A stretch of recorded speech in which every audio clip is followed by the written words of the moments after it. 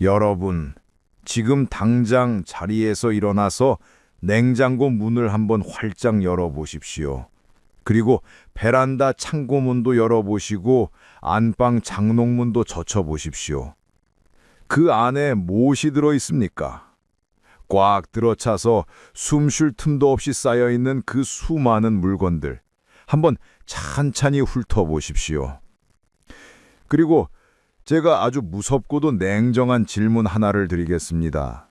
만약 오늘 밤 여러분이 잠자리에 들었다가 내일 아침 눈을 뜨지 못하고 세상을 떠난다면 그 냉장고와 장롱 속에 있는 물건들 중에서 자식들이 아이고, 이건 우리 어머니 아버지가 쓰시던 귀한 거네.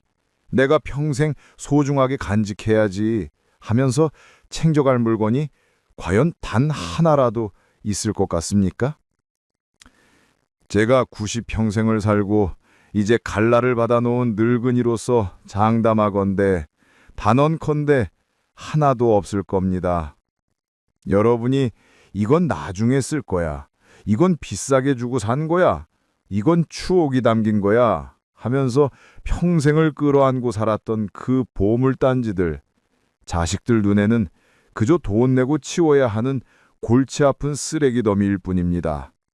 듣기 싫으십니까? 섭섭하십니까? 하지만 이게 부정할 수 없는 현실입니다.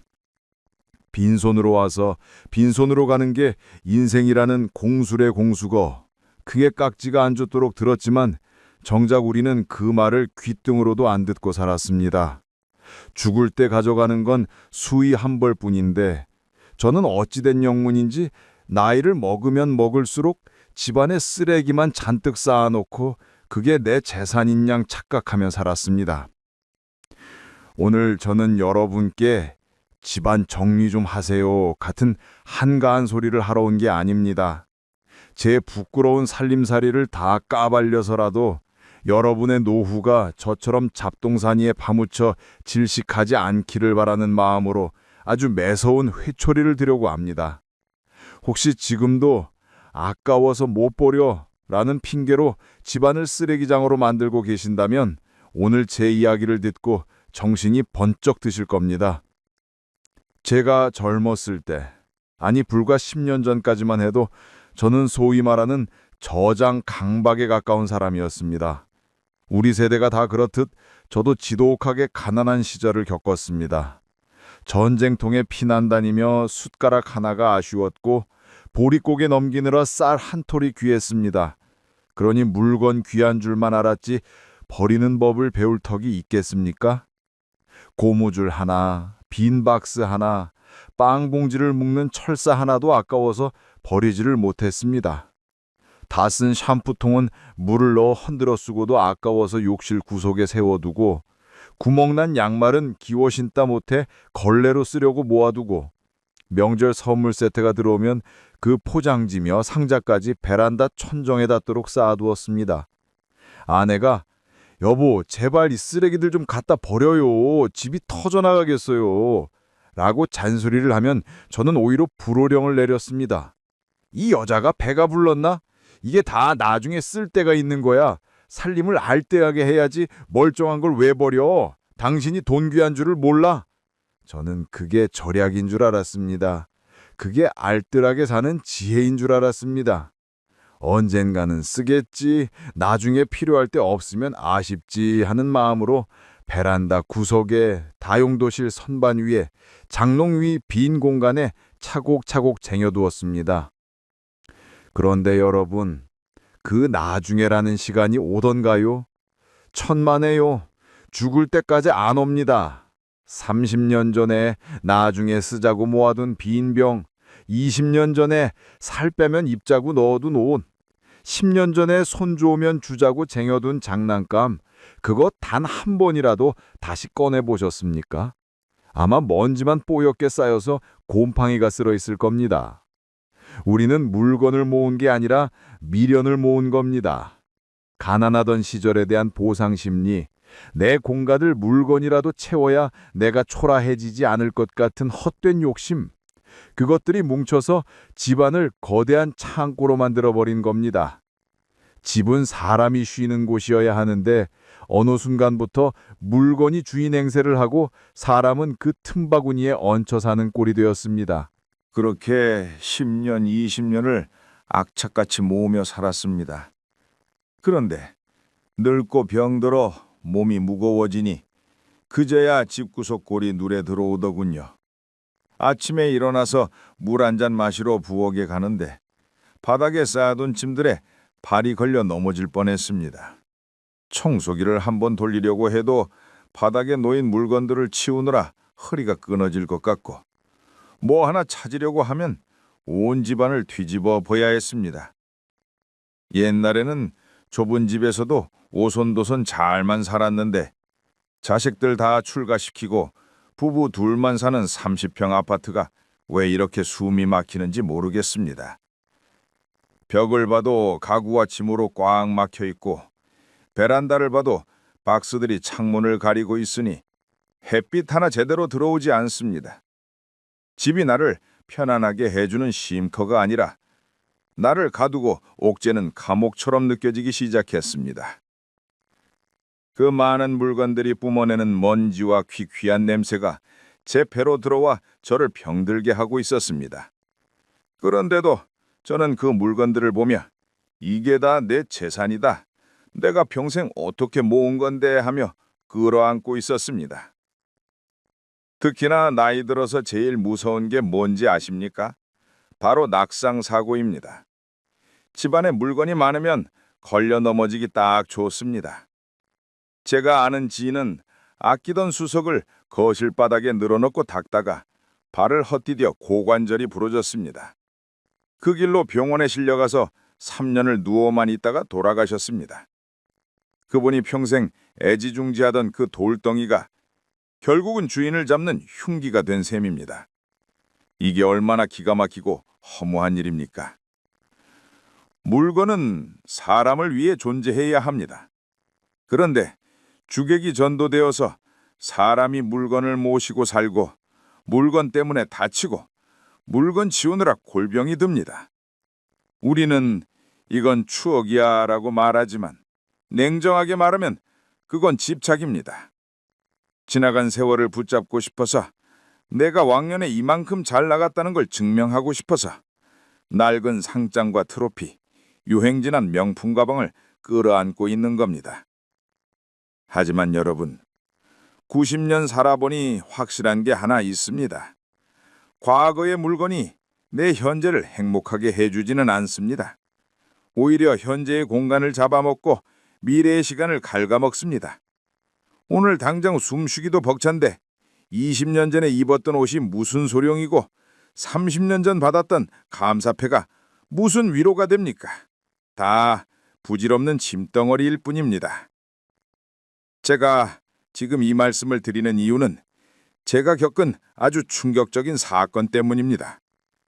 얼마 전 제 오랜 친구 녀석이 세상을 떠나고 장례를 치른 뒤 그 친구 집에 들렀을 때였습니다. 그 친구는 저보다 더한 수직광이었습니다. 이게 다 돈 되는 거다. 자식한테 물려주면 가보가 된다 하며 온갖 참싼일을 모으던 친구였지요. 그런데 친구가 떠나고 난 그 집에서 저는 지옥을 보았습니다. 친구가 평생을 바쳐 모은 그 보물들이 어떤 취급을 당하는지 제 두 눈으로 똑똑히 목격했습니다. 그리고 그날 저는 짐에 돌아와서 밤새도록 잠을 이루지 못하고 식은땀을 흘렸습니다. 아, 내 꼴도 저렇게 되겠구나. 내 마지막도 저렇게 비참하겠구나. 여러분, 지금 여러분의 베란다에 쌓여있는 그 물건들, 여러분이 눈 감는 순간 어떻게 될지 상상이 가십니까? 자식들이 우리 어머니 알뜰하게 사셨네 하며 눈물을 흘릴까요? 아니요. 도대체 왜 이런 쓰레기를 안 버리고 사셨대 하며 짜증을 낼 겁니다. 제 친구 집에서 벌어진 그 참혹한 풍경과 자식들이 내뱉은 그 비수 같은 말들을 다음 장에서 가감없이 전해드리겠습니다. 아마 이 이야기를 들으시면 여러분은 지금 당장 쓰레기 봉투를 사러 뛰어나가게 되실 겁니다. 마음 단단히 드십시오. 자, 여러분, 이제 우리 집안 구석구석을 한번 현미경대듯이 들여다봅시다. 제가 앞서 냉장고와 장롱을 열어보라고 말씀드렸죠. 아마 열어보시고는 에이 설마 내 살림이 그 정도는 아니지 하고 고개를 저으신 분들도 계실 겁니다. 하지만 제가 장담하건대 제 3자의 눈으로, 아니 자식들의 눈으로 보면 그곳은 보물창고가 아니라 고물상, 아니 쓰레기장일 가능성이 아주 높습니다. 가장 먼저 우리들의 옷장부터 열어봅시다. 장롱문을 여는 순간 확 풍겨오는 냄새가 있지 않습니까? 귀퀴한 나프탈렌 냄새, 오래된 섬유에서 나는 묵은 냄새, 그리고 습기를 머금은 곰팡이 냄새. 그 냄새가 바로 우리 인생의 냄새라고 착각하지 마십시오. 그건 그냥 썩어가는 냄새입니다. 옷걸이에 걸린 옷들을 하나씩 넘겨보십시오. 아마 10년, 아니 20년도 넘은 옷들이 수두룩할 겁니다. 개 중에는 30년 전 제가 한창 잘 나갈 때 큰맘 먹고 샀던 비싼 양복도 걸려 있을 겁니다. 어깨에 뽕이 잔뜩 들어가고 깃이 넓은, 지금 입으면 영락없이 촌극 배우처럼 보일 그 옷을 저는 죽을 때까지 버리지 못했습니다. 왜냐고요? 비싸게 주고 샀으니까요. 그때 돈으로 쌀이 몇 가마니였는데 이걸 어떻게 버려 하는 본전 생각 때문에 못 버리는 겁니다. 그리고 또 하나 핑계가 있지요. 나중에 살 빼면 입어야지. 배 좀 들어가면 다시 입을 수 있을 거야. 여러분, 솔직해집시다. 우리 나이에 빠진 살은 다시 안 찐답니까? 설령 기적처럼 살을 뺐다고 칩시다. 30년 전 유행하던 그 옷을 입고 밖에 나가실 수 있습니까? 사람들이 빈티지라고 멋있다고 할까요? 아니요. 노막 났다고 손가락질합니다. 살 빼면 입겠다는 건 희망사항이 아니라 돌아오지 않을 젊음에 대한 헛된 미련일 뿐입니다. 그 양복은 옷으로서의 수명이 끝난 지 오래입니다. 그런데도 우리는 그걸 장롱 상석에 모셔두고 제사 지내듯 먼지만 털어주고 있습니다. 그 옆엔 또 뭐가 있습니까? 가죽재 깃이나 모스탄 같은 거 하나씩은 다 있으시죠? 큰아들이 첫 월급 탔다고 사준 가죽 점퍼, 남편이 결혼기념일에 사준 밍크 목도리. 의미가 깊은 건 압니다. 하지만 가죽은 관리를 안 하면 굳어버리고 곰팡이가 핍니다. 밍크는 좀벌레가 다 파먹어서 털이 숭숭 빠집니다. 꺼내서 입어보십시오. 무겁기는 또 얼마나 무겁습니까? 우리 늙은 어깨가 그 무거운 가죽과 털옷을 감당할 수나 있습니까? 입으면 어깨가 결리고 석신이 쏘십니다. 그런데도 며느리 물려줘야지, 딸 줘야지 하면서 꽁꽁 싸매둡니다. 제발 꿈 깨십시오. 요즘 젊은 애들 동물 털이라고 밍크 입지도 않습니다. 촌스럽다고 거들떠보지도 않습니다. 며느리 주면 며느리가 아이고 어머님 귀한 거 주셔서 감사합니다 하고 받아서는 집에 가서 바로 재활용 수거함에 넣거나 당근마켓에 헐값에 내놓습니다. 차라리 그럴 바에야 아름다운 가게에 기부라도 하는 게 낫지 않겠습니까? 옷장은 옷을 보관하는 곳이지 추억을 박지하는 박물관이 아닙니다. 1년 동안 한 번도 안 입은 옷은 내년에도 내후년에도 절대 입지 않습니다. 그건 그냥 천조개리 쓰레기입니다. 주방으로 가볼까요? 찬장을 열면 이가 나간 접시 금간 밥그릇들이 쌓여 있습니다. 아까워서 못 버리겠어. 그냥 내가 쓸 건데 뭐 어때? 아니요, 어떠냐니요. 이 나간 그릇에 밥 먹으면 복 달아난다는 옛말도 있지 않습니까? 왜 귀한 내 입에 들어가는 밥을 깨진 그릇에 담아 드십니까? 그게 궁상이고 그게 스스로를 천대하는 겁니다. 자식들이 오면 예쁜 그릇 꺼내주면서 정작 나 자신에게는 쓰레기 같은 그릇을 내미는 것, 그게 바로 우리네 슬픈 자화상입니다. 그리고 냄비는 또 왜 그리 많습니까? 코팅이 다 벗겨져서 허옇게 일어난 후라이팬, 손잡이가 흔들거리는 냄비, 그거 몸에 안 좋습니다. 발암물질 나온다고 뉴스에서 떠들어도 우리는 아직 쓸만해, 안구멍 났어 하면서 씁니다. 그러다 병 나면 약값이 더 듭니다. 그 낡은 냄비들 다 고물상에 주면 엿이라도 바꿔 먹을 수 있습니다. 제발 좀 내다 버리십시오. 냉장고는 더 심각합니다. 냉장고가 아니라 타임캡슐입니다. 검은 비닐봉지에 꽁꽁 싸매서 묶어둔 정체불명의 덩어리들. 열어보면 이게 고기인지 생선인지 언제 넣어뒀는지 기억도 안 나는 화석 같은 음식들이 나옵니다. 이거 나중에 찌개 끓여 먹으려고 둔 건데 거짓말하지 마십시오. 나중에 안 드십니다. 있는 줄도 모르고 또 사오시지 않습니까? 그렇게 냉동실 구석에 처박혀서 1년, 2년, 3년이 지나면 그건 음식이 아니라 독극물이 됩니다.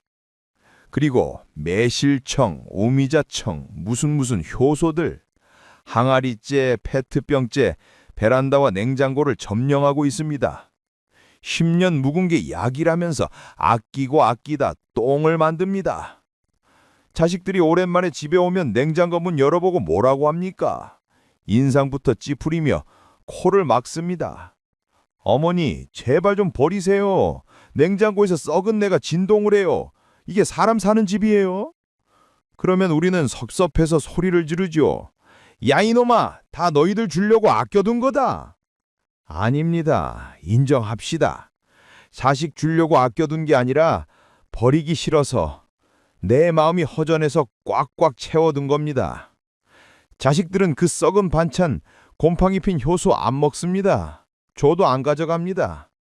결국 우리가 죽고 나면 자식들은 마스크 쓰고 고무장갑 끼고 욕을 하면서 그 음식물 쓰레기를 치워야 합니다. 음식물 쓰레기 봉투값만 수십만 원이 나옵니다. 자식들에게 남겨주는 게 고작 상한 음식 처리하는 고역이라니 이 얼마나 비참한 노후입니까?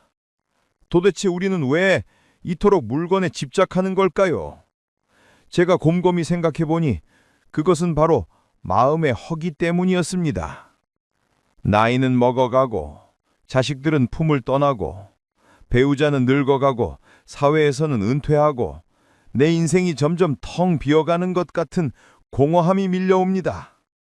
그 텅 빈 마음을 무엇이로라도 채우고 싶은데 채울 게 없으니 만만한 물건으로 채우는 겁니다. 베란다에 쌀가마니가 쌓여 있고 냉장고가 꽉 차 있고 옷장이 터질 듯 해야 내가 아직 건지하다는 느낌, 내가 아직 살림을 쥐고 있다는 안도감을 느끼는 겁니다. 하지만 여러분, 그건 착각입니다. 물건은 마음을 채워주지 않습니다. 오히려 그 물건들이 내 숨통을 조이고 있습니다. 집안에 물건이 많으면 공기가 탁해집니다. 먼지가 쌓이고 진드기가 번식합니다. 기관지가 약한 우리 노인들에게는 최악의 환경입니다. 짐 때문에 청소하기가 힘들어서 게을러지고 집이 더러우니까 사람 부르기도 싫어집니다. 결국 물건 때문에 고립되고 병드는 겁니다. 물건이 주인이 되고 나는 그 물건을 모시고 사는 셋방살이 신세가 된 꼴입니다. 비싼 관리비 내고 사는 아파트, 그 평당 1,000만 원, 2,000만 원 하는 비싼 공간을 왜 쓰레기들에게 내어줍니까? 30평 아파트에 살면 뭐합니까? 짐들이 20평을 차지하고 나는 10평 쪽방에 사는 거나 마찬가지인데 이 물건들은 나의 과거입니다. 지나간 영광이고 지나간 가난이고 지나간 추억입니다. 하지만 우리는 오늘을 살아야 하지 않습니까? 과거의 짐덩어리들이 내 발목을 잡고 있어서 오늘 내가 누려야 할 쾌적함과 자유를 뺏기고 있습니다. 이걸 깨닫지 못하면 우리는 죽는 그 순간까지 쓰레기 더미 위에서 깔려 살다가 쓰레기를 유산으로 남기고 떠나는 어리석은 노인이 되고 맙니다. 제 말이 너무 심한가요? 너무 독하게 들리시나요? 하지만 이렇게라도 말씀드리지 않으면 여러분은 오늘 밤 또다시 저 아까운 것들 하면서 베란다 문을 닫아버리실 겁니다. 제가 겪은 그 충격적인 사건을 보지 않으셨으니 아직 실감이 안 나실 겁니다. 제가 왜 이렇게 거품 물고 버리라고 하는지, 제 친구 녀석의 죽음 뒤에 벌어진 그 기가 막힌 일을 들으시면 아마 당장 100리터짜리 봉투를 사러 뛰어나가게 되실 겁니다.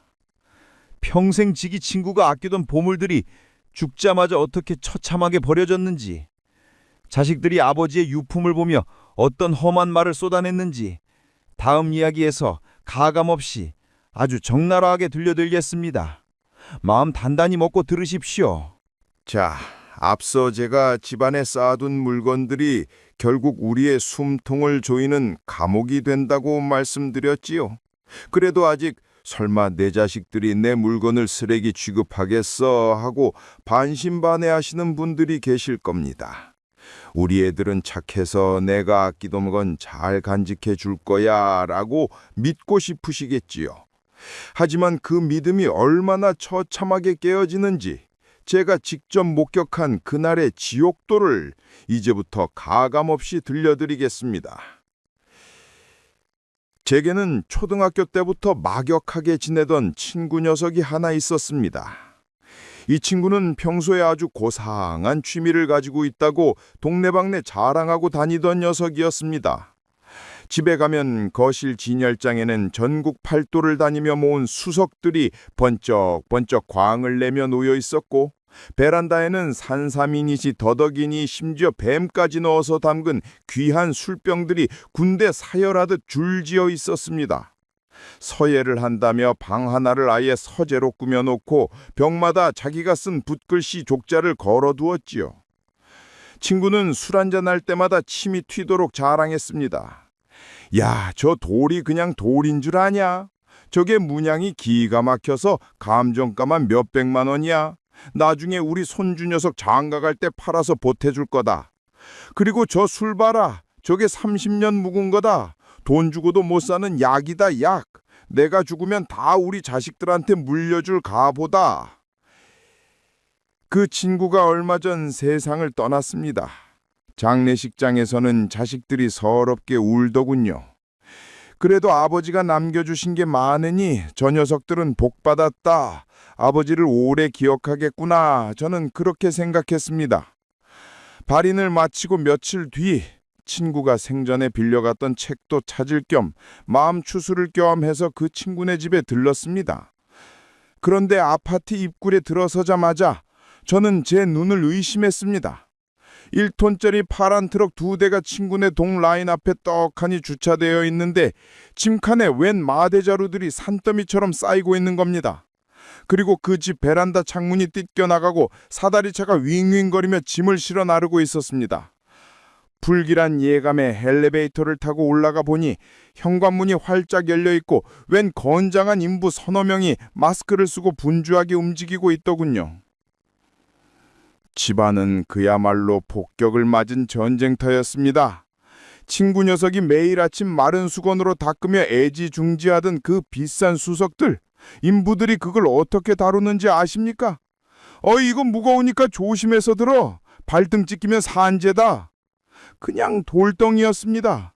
쌀포대 같은 마대자루에 와르르 쏟아붓는데 돌끼리 부딪혀서 쨍그랑 퍽 하는 소리가 나더군요. 친구가 이건 산수화가 그려진 명석이다라고 자랑하던 그 돌이 인부의 발길질에 채여서 쓰레기자루 속으로 처박혔습니다. 베란다의 담금주 병들은 더가관이었습니다. 어이구 냄새야. 이거 다 썩은 걸 아냐? 사장님, 이거 내용물은 하수구에 버리고 병만 따로 분리해야 합니까? 그냥 통째로 버려. 시간 없어. 인부들이 욕실로 술병을 나르더니 뚜껑을 따서 콸콸 쏟아버리기 시작했습니다. 30년 묵은 약술이라던 그 귀한 술이 시커먼 오물이 되어 하수구 구멍으로 소용돌이 치며 사라졌습니다. 온 집안에 시큼하고 퀴퀴한 술 냄새가 진동을 하던데 인부들은 코를 막으며 지독하다 지독해. 노인네가 별걸 다 모아놨네 하며 짜증을 냈습니다. 친구가 밤을 새워가며 썼던 그 수많은 서예 작품과 족자들은 어떻게 되었을까요? 벽에서 북북 뜯겨져서 종이뭉태기가 되었습니다. 벼루와 붓, 그 비싸다는 문방사우들은 플라스틱 쓰레기통에 처박혔습니다. 친구의 혼이 담겨 있다던 그 예술 작품들이 라면 봉지나 휴지 조각과 똑같은 취급을 받으며 검은 비닐봉지에 구겨져 들어갔습니다. 그 모든 과정이 채 1시간도 걸리지 않았습니다. 친구가 70평생을 바쳐서 모으고 닦고 아꼈던 그 모든 보물들이 주인이 사라지자마자 단 1시간 만에 산업 폐기물이 되어 트럭 짐칸에 실렸습니다. 저는 현관에 서서 다리가 후들거려 들어가지도 못하고 그 광경을 지켜보았습니다. 그때 안방에서 친구 아들과 며느리가 나오더군요. 상복을 입은 채로 마스크를 쓰고 장갑을 낀 모습이었습니다. 저는 그래도 자식들이니까 아버지 유품을 정리하면서 슬퍼하거나 아쉬워할 줄 알았습니다. 아버지가 아끼던 건데 하면 눈물이라도 흘릴 줄 알았습니다. 그런데 그들의 입에서 나온 말은 제 심장을 얼어붙게 만들었습니다. 며느리가 인상을 잔뜩 찌푸리며 손으로 부채질을 하더군요. 여보, 냄새가 너무 안 빠져. 아버님은 도대체 왜 이런 쓰레기들을 안 버리고 사셨대? 이거 다 곰팡이 핀 거 봐. 애들 데려오지도 못하겠어? 그러자 아들이 땀을 뻘뻘 흘리며 대답합니다. 그러게 말이다. 내가 진작 좀 버리라고 했잖아. 고집은 얼마나 세신지 절대 못 건드리게 하더니 결국 이 꼴이 났네. 야, 저 업체 사장이 견적 얼마래?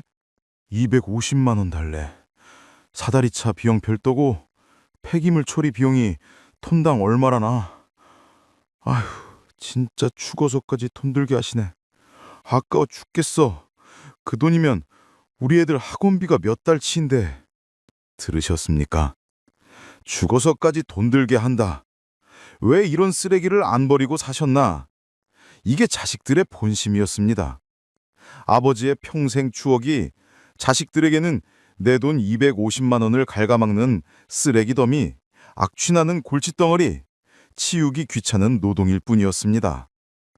친구가 이건 가보다라고 했던 수석은 자식에게는 그냥 무거운 돌덩이였고, 친구가 약이다라고 했던 술은 자식에게는 썩은 물이었습니다. 저는 도망치듯 그 집을 빠져나왔습니다.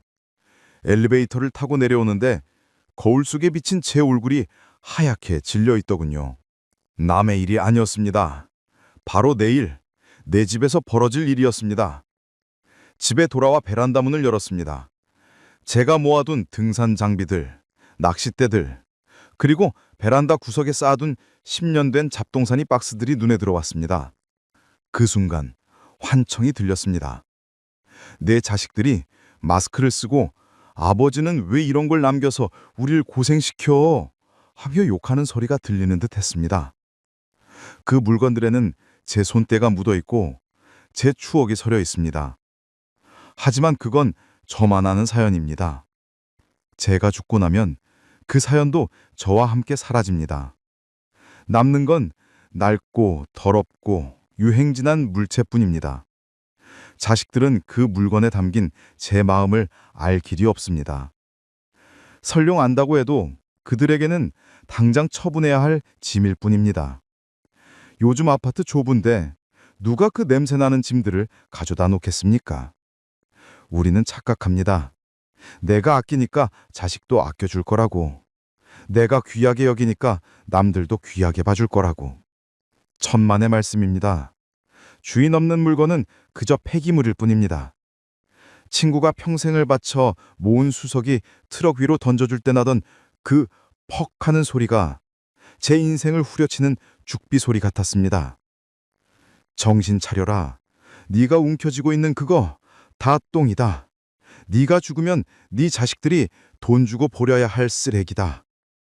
돈을 물러주지는 못할 망정 빚을 남기지는 말아야 하지 않겠습니까? 그런데 쓰레기를 남기는 건 빚을 남기는 것보다 더 나쁩니다. 자식들에게 육체적인 고통과 짜증, 그리고 부모에 대한 원망을 남기는 일이니까요. 유품 정리는 자식들이 하면서 울며 불며 추억하는 아름다운 과정이 아닙니다. 먼지 마시고 무거운 거 나르며 아유 지겨워 언제 다 치워 하며 욕 나오는 노동입니다. 왜 여러분의 마지막을 자식들의 욕으로 장식하려고 하십니까? 저는 그날 밤 결심했습니다. 내 물건은 내 손으로 없애겠다. 내가 걸어나갈 수 있을 때, 내 정신이 멀쩡할 때, 내 흔적을 지우겠다. 자식들이 내 집에 들어왔을 때 어휴, 치울 게 하나도 없네. 깔끔하게 가셨네.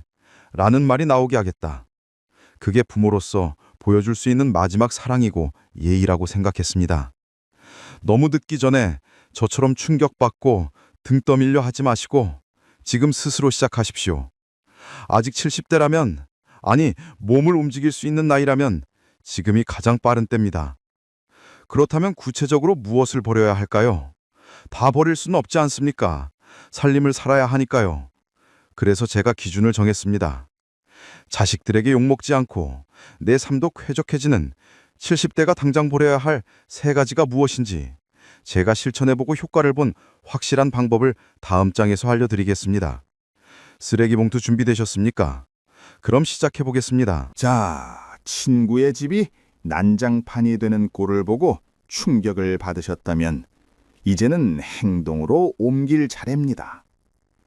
마음 먹었을 때 당장 시작해야지, 내일 해야지, 주말에 해야지 하고 미루면 영영 못합니다. 쓰레기 봉투는 사오셨습니까? 마음의 준비는 되셨습니까? 그렇다면 제가 실천해보고 효과를 본 자식에게 민폐 끼치지 않고 내 삶도 가벼워지는 70대의 비움 기술 3가지를 아주 구체적으로 알려드리겠습니다. 이것은 단순히 청소법이 아니라 남은 인생을 주체적으로 살기 위한 삶의 지혜입니다. 첫 번째 원칙, 이것만 지켜도 집안 물건의 절반은 사라집니다. 바로 1년의 법칙입니다. 지난 1년 동안 단 한 번도 쓰지 않은 물건은 내 물건이 아닙니다. 과감하게 버리십시오. 우리가 물건을 못 버리는 가장 큰 이유는 언젠가 쓸 것 같다는 막연한 기대 때문입니다. 하지만 냉정하게 지난 1년을 돌아보십시오. 그 믹서기 꺼내 쓴 적 있습니까? 홈쇼핑 보고 홀린 듯이 샀던 그 운동기구, 지금 빨래거리로 쓰고 있지 않습니까? 베란다에 있는 그 공구상자, 뚜껑 한번 열어보셨습니까? 1년 동안 내 손을 타지 않았다는 건 내 인생에 그 물건이 없어도 사는데 아무 지장이 없다는 뜻입니다. 그런데도 우리는 비싸게 주고 샀는데 멀쩡한데 하면서 끌어안고 있습니다. 여러분, 물건의 가치는 쓸 때 생기는 겁니다. 쓰지 않고 모셔두는 물건은 공간만 차지하는 짐덩어리일 뿐입니다. 그 짐들이 차지하고 있는 집안의 평당 가격을 계산해 보십시오. 요즘 아파트 값이 얼마입니까? 그 비싼 공간을 왜 쓰지 않는 고물들에게 월세도 안 받고 내어주십니까? 아까우시죠? 압니다. 저도 멀쩡한 전기장판, 유행 지난 코트 버릴 때 손이 부들부들 떨렸습니다. 그럴 때는 그냥 버리지 마시고 기부를 하십시오. 아름다운 가게나 복지관 아니면 당근마켓 같은 곳에 내놓으십시오.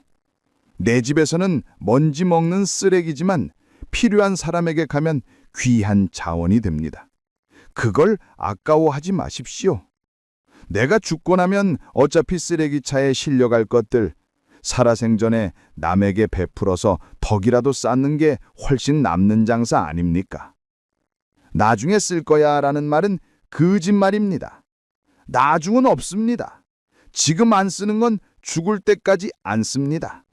눈 딱 감고 1년의 법칙을 적용하십시오. 그러면 집이 숨을 쉬기 시작합니다. 두 번째 원칙.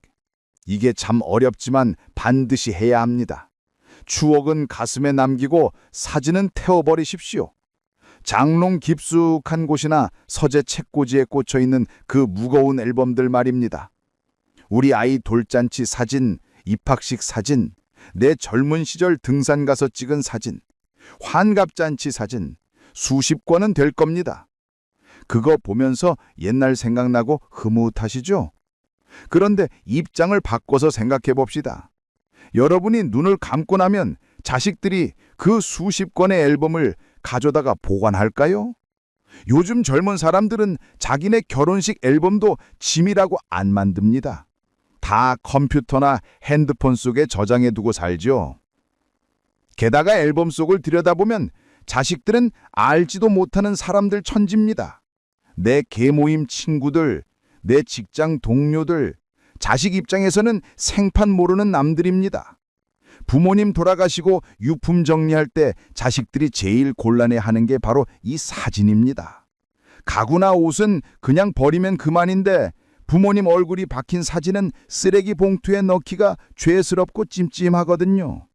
그래서 버리지도 못하고 보관하지도 못하고 애물단지가 되어 창고에 처박힙니다.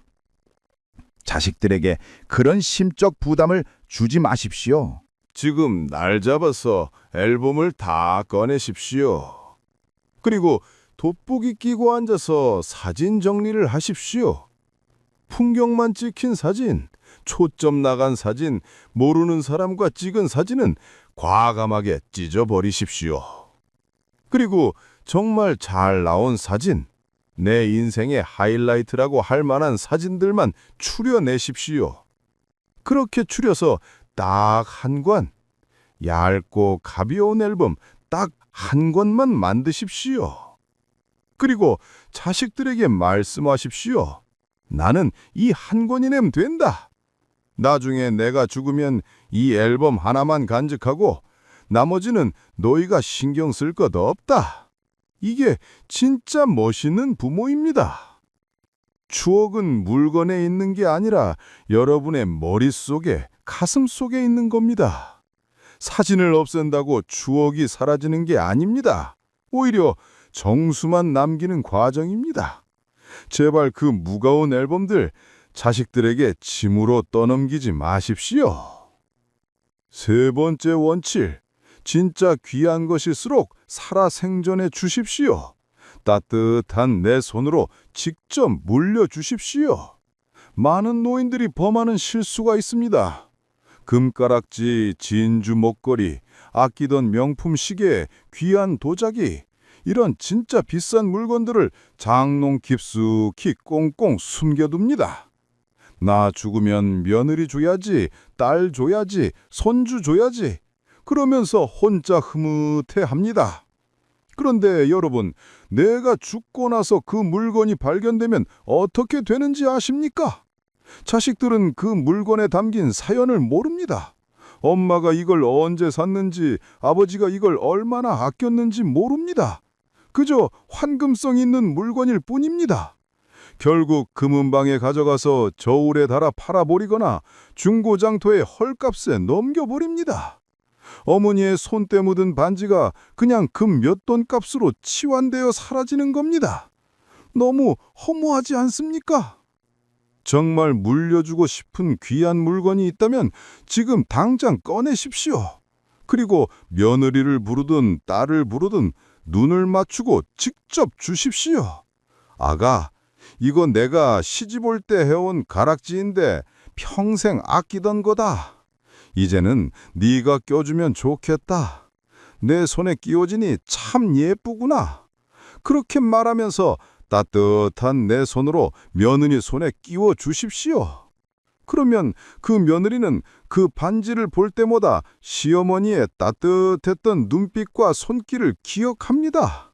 절대로 함부로 팔아먹지 못합니다.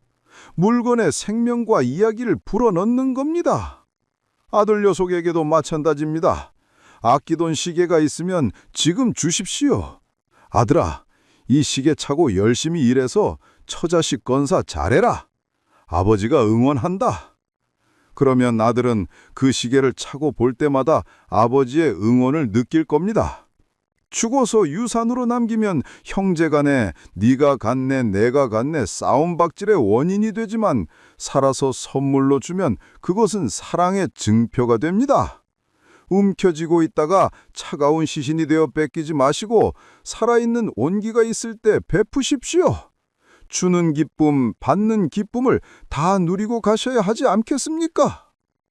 여러분, 이렇게 집안을 미우고 났더니 제 마음속에 또 다른 변화가 찾아오더군요.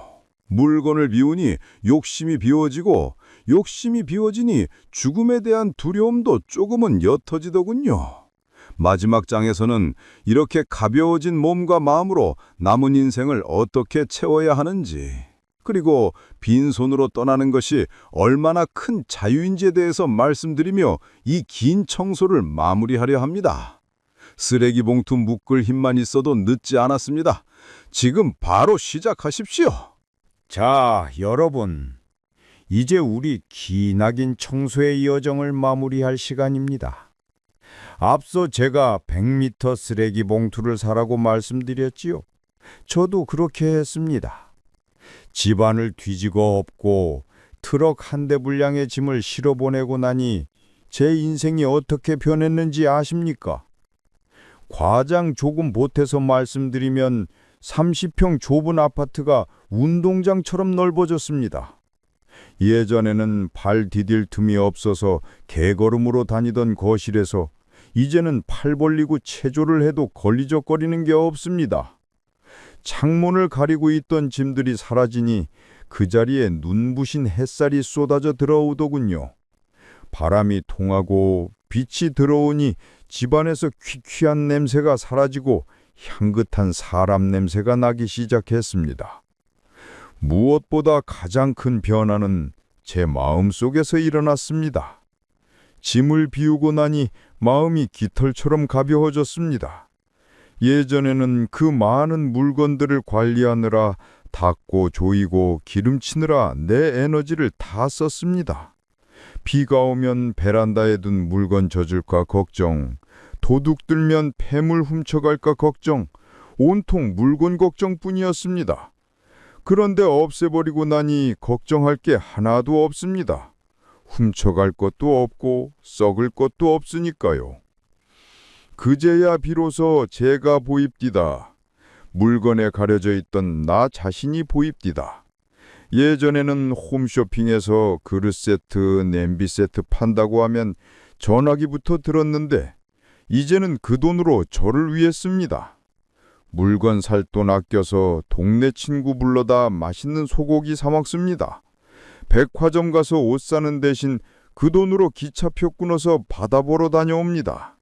물건은 사면 그 순간만 좋고 짐이 되지만 내 입에 들어간 맛있는 음식, 내 눈에 담은 아름다운 풍경은 내 피가 되고 살이 되고 추억이 되어 영원히 남습니다.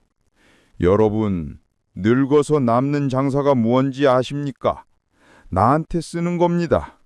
좋은 그릇, 비싼 가구, 그거 다 죽은 물건들입니다.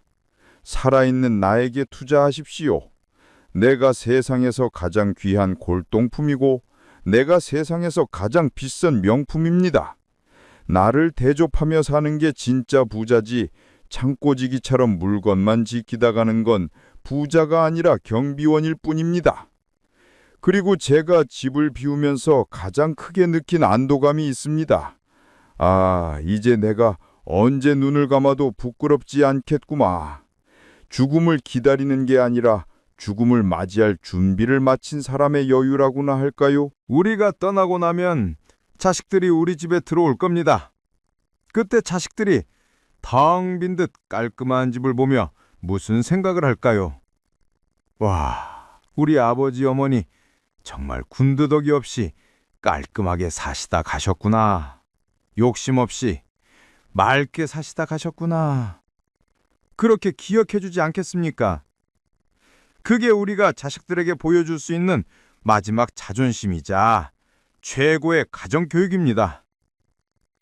반대로 우리가 떠난 자리에 쓰레기만 가득하다면 자식들은 우리의 인생 자체를 지저분하고 욕심 많은 삶이었다고 기억할 겁니다.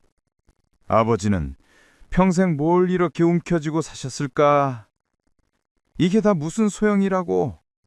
그런 한탄을 들으며 떠나는 길이 얼마나 무겁겠습니까? 아름다운 사람은 머문 자리도 아름답다고 했습니다. 하물며 평생을 살다 떠나는 자리입니다. 흔적 없이 깨끗하게 깃털처럼 가볍게 떠나는 것. 그것이 90년을 살아낸 우리가 세상에 보여줄 수 있는 마지막 품격입니다. 이제 저에게는 수의 한 벌과 당장 입을 옷 몇 가지, 그리고 밥 먹을 그릇 몇 개가 전부입니다. 하지만 저는 지금이 제 인생에서 가장 풍요롭습니다. 가진 게 없으니 잃을 것도 없고 잃을 게 없으니 두려울 것도 없습니다. 이 홀가분한 자유를 여러분도 꼭 맛보셨으면 좋겠습니다. 망설이지 마십시오. 아깝다고 생각하지 마십시오. 오늘 100리터 쓰레기 봉투 하나를 채우면 여러분의 남은 수명은 1년이 늘어납니다. 근심 걱정이 그 봉투에 담겨 나가는 겁니다. 내다 버릴 때 그 짜릿한 해방감, 그 시원함을 한번 느끼고 나면 여러분은 아마 내일 또 봉투를 사러 가시게 될 겁니다. 여러분, 우리는 빈손으로 왔습니다. 올 때 뭐 하나 쥐고 온 사람이 있습니까? 없습니다. 주먹 꽉 쥐고 태어났어도 그 손 안에는 공기밖에 없었습니다. 갈 때도 마찬가지입니다. 아무리 좋은 것도 가져갈 수 없습니다. 가져갈 수 없는 것에 목숨 걸지 말고 가져갈 수 있는 것에 집중하십시오. 우리가 가져갈 수 있는 건 딱 하나. 사랑하며 살았던 기억뿐입니다. 물건을 비운 그 자리에 사랑하는 사람들과의 추억, 나 자신을 아껴준 기억, 베풀며 살았던 보람, 그런 보이지 않는 보물들을 채우십시오. 그것만이 우리가 저세상 갈 때 보찜에 싸갈 수 있는 유일한 노잣돈입니다. 오늘 방송이 끝나면 멍하니 있지 마시고 베란다로 나가십시오. 그리고 먼지 쌓인 상자 하나를 여십시오. 그 속에 들어있는 낡은 물건들과 작별 인사를 하십시오. 그동안 고마웠다. 덕분에 잘 살았다. 이제 너도 가고 나도 가벼워지자. 그렇게 하나씩 떠나보낼 때마다 여러분의 노후는 점점 더 빛나고 아름다워질 것입니다. 지금까지 제 부끄러운 고백과 잔소리를 들어주셔서 감사합니다. 이 늙은이의 이야기가 여러분의 집을 그리고 여러분의 마음을 조금이라도 넓고 환하게 만드는 계기가 되기를 진심으로 바랍니다. 가볍게 사십시오. 그리고 가볍게 떠납시다. 그게 인생의 정답입니다. 제 이야기가 도움이 되셨다면 구독과 좋아요 버튼을 눌러주십시오.